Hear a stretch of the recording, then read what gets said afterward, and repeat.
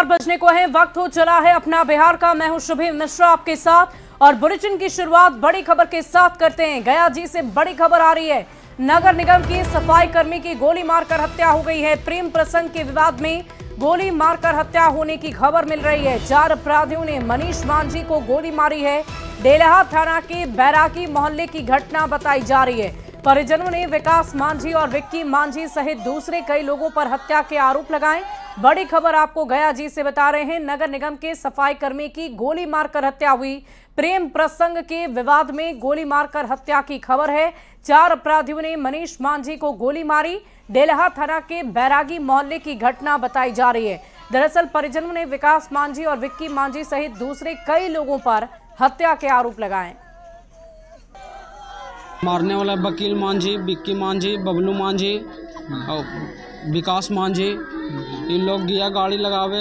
कहाँ के रहने वाले सब? इस हम रहने वाला बैरागी के है। अंदर बैरागी गैल था गाड़ी लगावे। गाड़ी लगा के आ रहा था। इन लोग 4 गो टांग के लेके गया, गोली मार दिया। गली में लेके गया, गोली मार दिया।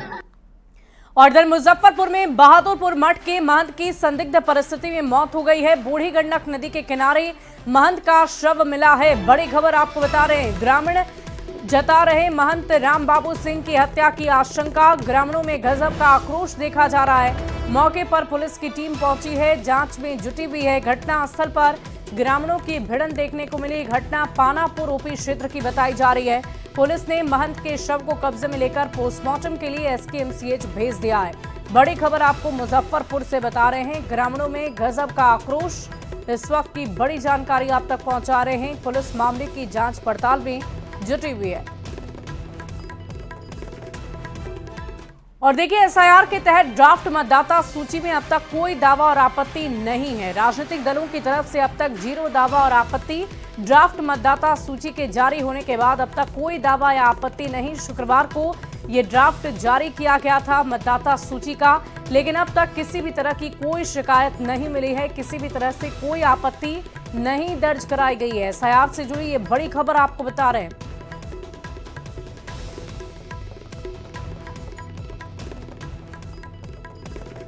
वहीं जेडीयू सांसद और पार्टी के राष्ट्रीय कार्यकारी अध्यक्ष संजय झा ने बड़ा दावा कर दिया। इंडिया गठबंधन को लेकर कहा है कि कई बड़े नेता हमारे संपर्क में हैं और बहुत जल्द इंडिया गठबंधन में भगदड़ मचने वाली है। अशोक राम को जेडीयू में शामिल कराने के बाद संजय झा ने कहा कि कांग्रेस के कई नेता अभी संपर्क में हैं और कांग्रेस में आने वाले दिनों में कुछ भी नहीं बचेगा। बड़ी खबर आपको बता रहे हैं। संजय झा ने बड़ा दावा किया है। जेडीयू सांसद और पार्टी के राष्ट्रीय कार्यकारी अध्यक्ष संजय झा ने बड़ा बयान भी दिया, दावा भी किया। उन्होंने कहा है कि इंडिया गठबंधन के कई बड़े नेता इस वक्त जेडीयू के संपर्क में हैं, हमारे संपर्क में हैं और बहुत जल्द वो इंडिया गठबंधन में भगदड़ की स्थिति मचने वाली है। ऐसा दावा उनकी तरफ से किया जा रहा है। जी को लेकर के लोगों को जो उनके विरोधी भी हों, इतना सब जगह से फीडबैक मिलता था कि इनका व्यक्तिगत लगाव, व्यक्तिगत व्यवहार एक्रॉस किसी भी कम्युनिटी में इनका, जैसे बता रहे थे विजय बाबू, इनके पिताजी बालेश्वर राम जी मुख्यमंत्री जी जब समता पार्टी बनाए उस समय से फाउंडर रहे, लेकिन इनका व्यक्तिगत अपील लगाव हम पूरा क्षेत्र में देखते थे कि नहीं कहीं कभी भी पटना जाता है, कोई अस्पताल का चक्कर रहता है। इतना बात बोलना पीछे में कोई आदमी बिल्कुल जुड़ा हुआ हो उस क्षेत्र से, तभी ये बात पीछे में आता था। इनका व्यक्तिगत लगाव उस पूरे क्षेत्र में लोगों के साथ रहा। उस समय भी देख लो, और जिस पार्टी में रहे, सही में बताए बड़े पोजीशन पे रहे, CWC के मेंबर भी रहे, कांग्रेस वर्किंग कमेटी के, यहाँ लीडर रहे, CLP के लीडर थे, और आज हम लोग के पार्टी में ज्वाइन किए हैं नीतीश कुमार जी के कामकाज को लेकर के। और जिस पार्टी से आए हैं आप समझ सकते हैं कि उस पार्टी में दलित महादलित के लिए कितना स्पेस है। हाँ, बहुत लोग संपर्क में हैं। कांग्रेस का कुछ बचा नहीं, कुछ बचा है वो भी खत्म हो जाए। आप देख रहे हैं इतने बड़े नेता कांग्रेस के, समझ सकते हैं कि जो लोग आ रहे हैं उनको तो पता है कि ग्राउंड पे क्या स्थिति है। बहुत लोग संपर्क में हैं। अभी आने वाले समय में आपको दिखाई पड़ेगा। और देखिए, कांग्रेस नेता अशोक राम के जेडीयू में शामिल होने के बाद जेडीयू के राष्ट्रीय कार्यकारी अध्यक्ष संजय झा और मंत्री अशोक चौधरी ने यह दावा कर दिया है कि इंडिया गठबंधन के कई और नेता जेडीयू के संपर्क में हैं और वे जल्द ही जेडीयू का दामन भी थामेंगे। और इस पर अब सियासी बयानबाजी तेज हो गई है। ये दावे में सच्चाई है। महागठबंधन के बहुत से नेता जिनमें असंतोष है, जो घबराहट में हैं, वो एनडीए के संपर्क में हैं, क्योंकि इन महागठबंधन के अंदर ना कोई नीति है, ना कोई नेतृत्व है और ना ही देश और बिहार को आगे ले जाने का कोई विजन है। देखिए, जनता दल यू में अब ना तो विचार है ना सिद्धांत है, इसलिए जनता दल यू चुनाव से पहले जो भाजपा के विचारों वाले भूंजा पार्टी के लोग हैं, वो कहीं ना कहीं भाजपा में जनता दल यू का विलीन करा देंगे। और जनता दल यू के अंदर जो समाजवादी विचारधारा वाले लोग हैं, वो राष्ट्रीय जनता दल लालू प्रसाद जी और तेजस्वी जी के विचारों और कार्यों से प्रभावित होकर कहीं ना कहीं संपर्क में हैं। और सीतामढ़ी पहुंचे गिरिराज सिंह ने कहा कि राहुल और तेजस्वी यादव मुस्लिम तुष्टीकरण की राजनीति कर रहे हैं। उन्होंने कहा कि 2 युवराज 9 से लेकर 14 अगस्त तक एसआईआर के विरोध में बिहार भ्रमण पर हैं और ये अपनी यात्रा से लोगों को दिग्भ्रमित करने का काम करेंगे। 9 से 14 जो भ्रमण करेंगे, ये लोगों में भ्रम पैदा करेंगे, ये भ्रम पैदा करेंगे और ये मुस्लिम वोटों का तुष्टीकरण की राजनीति दोनों मिलकर करेंगे। और मैं तो कटिहार गया था, कटिहार में तो देसी मुसलमान और विदेशी मुसलमान की चर्चा हो रही। वहीं पथ निर्माण मंत्री नितिन नवीन ने राहुल गांधी और तेजस्वी यादव की यात्रा को लेकर दिए गए बयान पर आरजेडी के मुख्य प्रवक्ता शक्ति सिंह यादव ने पलटवार किया है। उन्होंने कहा कि यात्रा मात्र के ऐलान से बीजेपी के लोग बेचैन हैं। जब यात्रा शुरू होगी तो ये लोग कहीं नजर भी नहीं आएंगे। शक्ति यादव ने कहा कि युवाओं में नौकरी पाने के अरमान हैं, तेजस्वी इस अरमान को जरूर पूरा करेंगे। महिलाओं के चेहरे की मुस्कान है तेजस्वी। शक्ति यादव से बातचीत की है न्यूज 18 संवाददाता अमित कुमार ने। लिया कि तेजस्वी ही विजन है, तेजस्वी ही बदलाव का चेहरा है, तेजस्वी ही विकसित बिहार का एक रोल मॉडल है। सारी उनकी घोषणाओं को, उनके गारंटी को उन्होंने लागू किया, तो भाजपा में ही बेचैनी इसको लेकर के है। भाजपा के लोग तो कह रहे हैं कि राहुल तेजस्वी जितनी सभा करेंगे उतना ही फायदा एनडीए को होगा। हरम में जीने की जिसको आदत है, जाके गांव और कस्बों में देख लें, भाजपा दूर दूर तक दिखाई नहीं पड़ेगी। और 8 अगस्त को सीतामढ़ी के पुनौरा धाम में मां जानकी के भव्य मंदिर का शिलान्यास होना है। उसके पहले केंद्रीय कपड़ा मंत्री गिरिराज सिंह ने पुनौरा धाम का दौरा किया और मां जानकी मंदिर में पूजा अर्चना की है। इस मौके पर गिरिराज सिंह ने 8 अगस्त को होने वाले शिलान्यास कार्यक्रम के बारे में जानकारी भी दी और विपक्ष पर निशाना भी साधा है। के बाद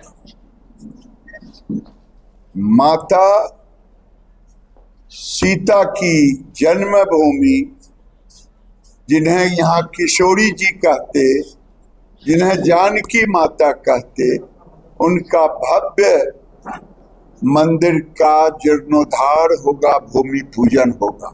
जितना कांग्रेस अपोजिशन गाली देगा और दे रहा है, नरेंद्र मोदी उतने ही मजबूत होते जा रहे हैं और अयोध्या से लेकर के राम जन्मभूमि से लेकर सीता जन्मभूमि तक भव्य मंदिरों का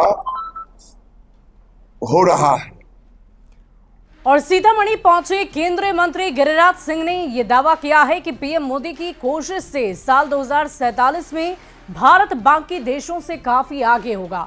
वहीं उन्होंने कहा कि नरेंद्र मोदी ने जिस तरीके से ऑपरेशन सिंदूर को अंजाम दिया वो काबिले तारीफ है, लेकिन विपक्ष कभी पाकिस्तान की भाषा तो कभी ट्रंप की भाषा बोलता है।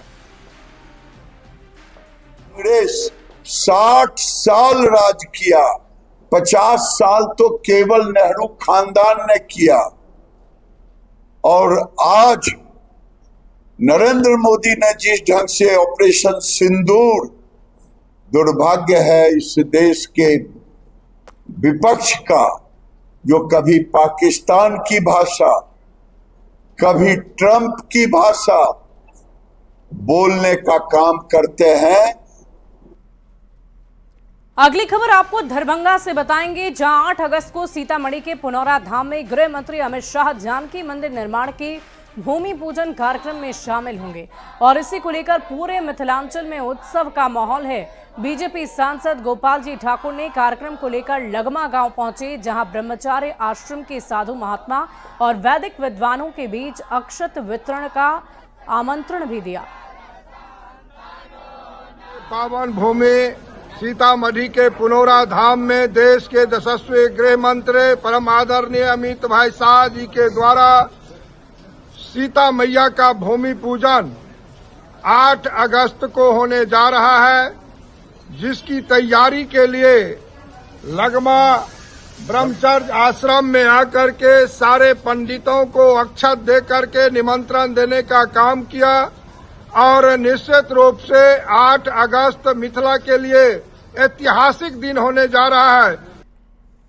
और बिहार में हो रही लगातार बारिश से संभावित बाढ़ के खतरे को देखते हुए एक्शन में सीएम नीतीश कुमार नजर आ रहे हैं। बड़ी खबर आपको बता रहे हैं, आपदा प्रबंधन विभाग के कंट्रोल रूम का निरीक्षण किया गया है। आपात स्थिति से निपटने को लेकर अधिकारियों को अलर्ट किया गया। नदियों के जल स्तर की जानकारी ली गई है।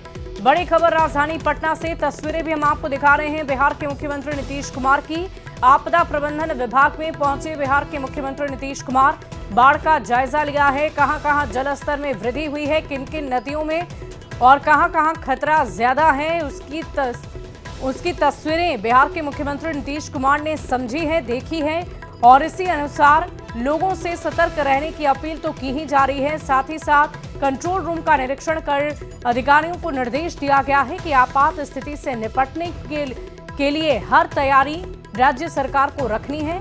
अलर्ट पर अधिकारियों को भी रहना है। लखीसराय में लगातार बारिश के बाद हलसी प्रखंड स्थित गेरुआ गांव का लगभग 12 से ज्यादा घर पूरी तरह जलमग्न हो गया। महादलित परिवार के साथ साथ अन्य लोग भी इस दंश को झेल रहे हैं। वहीं घर में पानी घुस जाने के कारण लोग ऊंची जगहों पर अपना आशियाना बना रखे हैं। अचानक घर में पानी के प्रवेश करने से लोगों को घर का सामान भी सुरक्षित करने का मौका नहीं मिला। अनाज, कपड़ा, जलावन, दवा सहित अन्य सारे सामान पानी में डूब गए। स्थानीय लोग जिला प्रशासन से मदद की गुहार लगा रहे। समस्या तो ये है, देखिए मेरा गांव का जो रोड है लगभग भर ठौना पानी है इसमें, और मेरा गांव में लगभग 100 घर में जो है कि पानी भर ठौना चल गया है, जो कि खाना बनाने की जगह है और नहीं तो फिर सोने का जगह है। और खबर भोजपुर की शाहपुर प्रखंड स्थित जवनिया गांव से, जहां गंगा नदी के कटाव से पूरी तरह ये गांव प्रभावित हो चुका है। गांव के 3/4 घर नदी में समा गए हैं और हजारों लोग बांध पर शरण लिए हुए हैं। ऐसे में स्थानीय समाजसेवी पीड़ितों की मदद के लिए आगे आए। समाजसेवियों की टीम ने पीड़ितों के बीच जाकर राहत सामग्री का वितरण किया है। आप लोग बिहार से आके जो भी यहाँ की वास्तविक परिस्थिति है, इस परिस्थिति को आप लोग अपने मीडिया के माध्यम से पूरे सरकार को और सरकार के द्वारा जो व्यवस्था किया जा रहा है दिनों पर दिन सुदृढ़ होते जा रहा है और आगे भी होगा। और हम लोग अपने तरफ से प्रत्येक दिन दोपहर में आज से खाना हम लोग चालू कर दिए हैं, जो कि कंटिन्यू प्रत्येक दिन दोपहर में पूरी सब्जी यहाँ हमारे टीम की तरफ से व्यवस्था की। और अगली खबर सीतामढ़ी से आपको बताएंगे, जहां पिछले 10 घंटे से रुक कर हो रही बारिश की वजह से लोगों को राहत मिली है। अचानक मौसम के बदले मिजाज की वजह से ना सिर्फ किसानों के चेहरे खिल उठे, वहीं पिछले लंबे अरसे से जल संकट का सामना कर रहे लोगों को राहत मिलती नजर आई। सीतामढ़ी जिले में मौसम के मिजाज में लगातार बदलाव देखा जा रहा है। हालात ये है कि पिछले 10 घंटे से लगातार रुक कर बारिश हो रही है, जिसकी वजह से मौसम सुहाना हो गया है। लगातार हो रही बारिश की वजह से सीतामढ़ी जिले में जो जल संकट की स्थिति उत्पन्न हो गई थी, उसमें काफी बदलाव आया है और लोगों को अब जमीन के गर्भ से पानी मिलना शुरू हो गया है। तो जल संकट का सामना कर रहे सीतामढ़ी जिले वासियों के लिए यह अच्छी खबर है। इतना ही नहीं, जो किसान थे उनके पास सिंचाई की कोई मुकम्मल व्यवस्था नहीं थी और वो लगातार परेशानी का सामना कर रहे थे। ऐसी परिस्थिति में लगातार हो रही बारिश की वजह से किसानों को भी भारी राहत मिली है और खेतों में मौसम के मिजाज में बदलाव की वजह से सिंचाई सिंचाई की व्यवस्था हो गई है। तो हम तस्वीरों के जरिए आपको दिखाने की कोशिश करते हैं कि सीतामढ़ी के जिला मुख्यालय डुमरा की यह तस्वीर है, जहां मौसम सुहाना हो गया है और पूरे जिले में पिछले 10 घंटों से रुक रुक कर बारिश हो रही है। तो ऐसी परिस्थिति में आप तस्वीरों के जरिए देख सकते हैं सीतामढ़ी जिले में मौसम के बदले मिजाज की वजह से लोगों को काफी राहत मिली है। राकेश रंजन, न्यूज 18 सीतामढ़ी। भागलपुर और बांका जिले के अमरपुर आदर्श मध्य विद्यालय बालक की 25 छात्राएं HBV का टीका लगने के बाद अचानक बीमार पड़ गई है और इनमें से 22 का इलाज अमरपुर अस्पताल में कराया गया, जबकि 3 बच्चियों की हालत गंभीर होने पर उन्हें जवाहरलाल नेहरू चिकित्सा महाविद्यालय अस्पताल भेजा गया है। परिजनों ने डॉक्टर पर लापरवाही के आरोप लगाए। बच्चियों को छाती में दर्द, सिरदर्द और बेहोशी की शिकायत हुई। छात्राओं और परिजनों ने इलाज में अनदेखी को लेकर नाराजगी जताई है। भागलपुर से ये खबर आपको बता रहे हैं।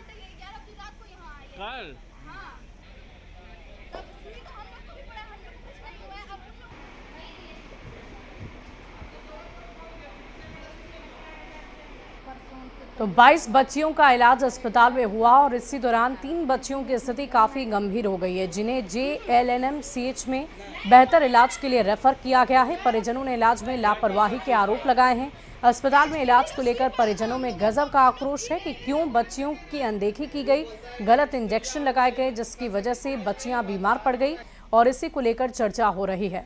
22 बच्चियों का इलाज चल रहा था। उन्हें पेट दर्द, छाती में दर्द की शिकायत थी, जिसे लेकर वो अस्पताल पहुंची और गलत इंजेक्शन लगने की वजह से और भी ज्यादा बीमार पड़ गए। और इसी बीच एक बड़ी खबर का रुख कर लेते हैं। EPIC कार्ड पर तेजस्वी यादव से निर्वाचन अधिकारी ने जवाब मांगा है। कल के प्रेस कॉन्फ्रेंस पर तेजस्वी से जवाब मांगा गया और तेजस्वी यादव की तरफ से दिखाए गए EPIC की मूल प्रति सहित विवरण मांगा गया है। निर्वाचन अधिकारी ने आगे की जांच के लिए तेजस्वी यादव से जवाब मांगा है। बड़ी खबर आपको SIR से जुड़ी हुई बता रहे हैं। आपको बता दें कि राजधानी पटना में नेता प्रतिपक्ष तेजस्वी यादव की तरफ से प्रेस कॉन्फ्रेंस में ये बताया गया कि उनके द्वारा जब EPIC नंबर डाला जा रहा है तो उनका डेटा फाउंड नहीं हो रहा और इसी बीच अब निर्वाचन अधिकारी ने इस पर जवाब मांग लिया है, क्योंकि निर्वाचन अधिकारी ने उनका वोटर लिस्ट में नाम सामने रखा, उनका वोटर ID कार्ड भी दिखा दिया। और इस पूरी खबर की अधिक जानकारी के साथ न्यूज 18 संवाददाता नीरज हमारे साथ फोन लाइन पर हैं। क्या जानकारी है तेजस्वी यादव को लेकर, क्या खबर सामने आ रही है? देखिए, दीघा के निर्वाचन अधिकारी हैं, उन्होंने पत्र लिखा है तेजस्वी यादव को और दरअसल ये पत्र को नोटिस ही माना जाए। चुनाव आयोग के वरिष्ठ सूत्रों ने जो हमें जानकारी दी है और इस पत्र में ये लिखा गया है कि कल जो प्रेस कॉन्फ्रेंस तेजस्वी यादव की तरफ से की गई थी उसमें जो विवरण दिया गया था और एपिक कार्ड दिखाया गया था, उस एपिक कार्ड की मूल प्रति मांगी गई है और उसके साथ पूरा विवरण भी तेजस्वी यादव से आधिकारिक तौर पे मांगा गया है।